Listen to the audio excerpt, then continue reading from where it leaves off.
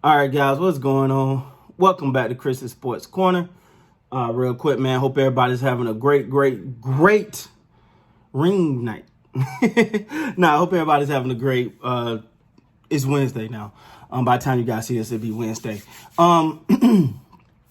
Real quick, man. First of all, thank everybody, man, for supporting the channel. First of all, let me say that.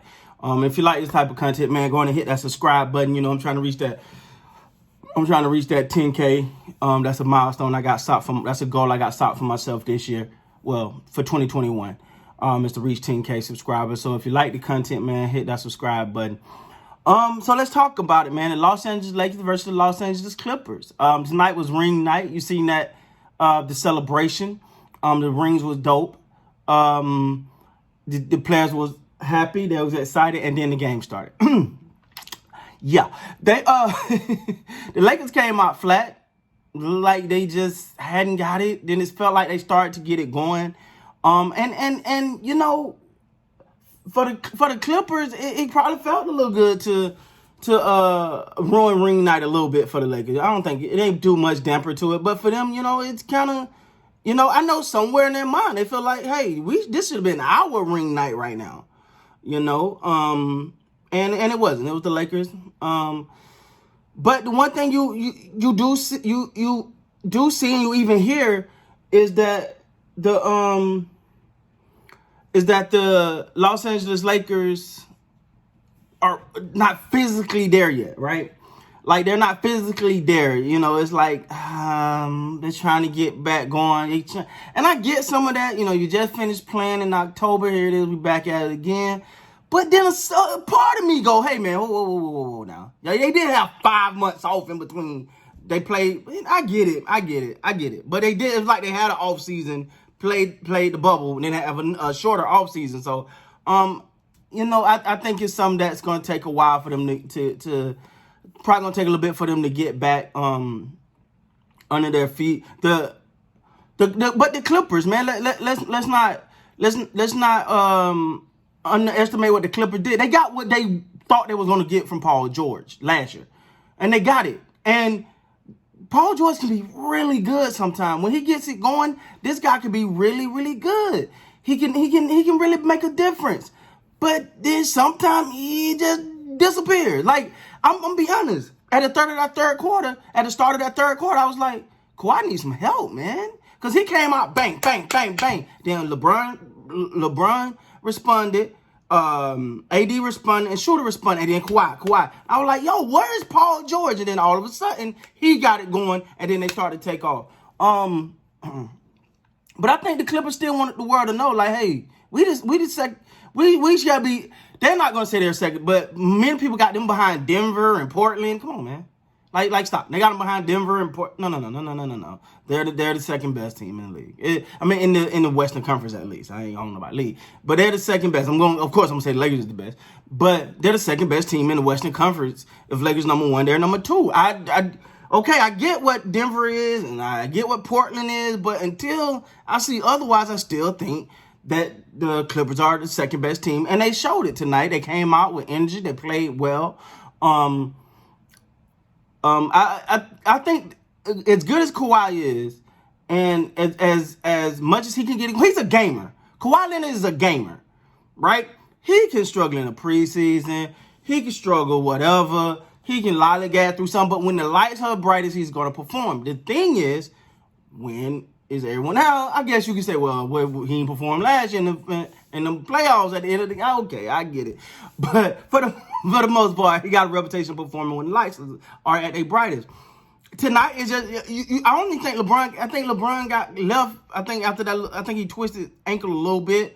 It looked like he was okay, so I don't think much from it. He walked off and he wasn't, you know, and then he just never came back. And I think they kind of seen the game getting out of reach, and it's fine. This Laker fan, this is how we started last year, you know. Hopefully we have the same result this year, but this is under no circumstances should we write the Clippers off as the Clippers are not a good team. They're a great team. They showed it tonight, and I think as much as everyone loved Kawhi and all of that. The fact of the matter is this team gonna go as Paul George go. And the reason why I say this is because Kawhi can be balling, but he's gonna need rest and he's gonna need his co-star to play. So he ain't gonna win it by himself. Paul George is the key for the Clippers. It is what it is. Paul George is the key for the Clippers and their success. For the Lakers, they just gotta get they just gotta get a groove. I think it's gonna take a while. I think they got Dallas next, which is another tough opponent. But the Lakers can easily be down, start the season 0-2. But I don't see that happen. I think they'll beat Dallas, man, and especially with Porzingis not gonna be there. I think they'll beat Dallas, but it's about finding their rhythm. They got some new players. They got to find what works for them. But yeah, I'm just happy the NBA season is back, man. The night was ring night for my Lakers, and I think everyone was just happy that it was ring night. I love the tribute to Kobe. We already know.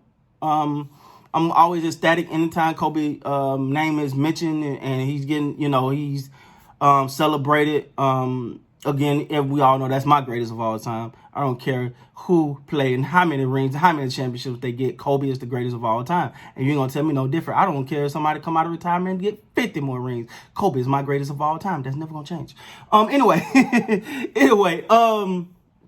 but nah, man, hats off to the Clippers. They came out and they got their season started the right way. They on a mission. You can see Kawhi Leonard playing more. You can see him being more vocal. That's the big things. Like the adjustment, there's no adjustment he needs for his game. Is to be more of a leader, and you see it. You see him talking more. He's not just in a shell. It's going to be interesting as the season go on with him because normally he gets he load manage. And apparently that's not happening this year, which I think is a great thing. But what type of effect that's going to have on his body, we'll see. But again, that comes into Paul George's play. Paul George is the key again for the Clippers. If Paul George get going and have another MVP level performance, then it's going to be they're going to go on a heck of a run. They got the team to do it, man. They definitely got the team to do it. Lou Will continue to show why he's Lou Will. Lou Will is a professional scorer. That guy's a beast. For the Lakers, man, we got to find the footing, got to get a rhythm. It just wasn't there tonight. Paul George dropping 33.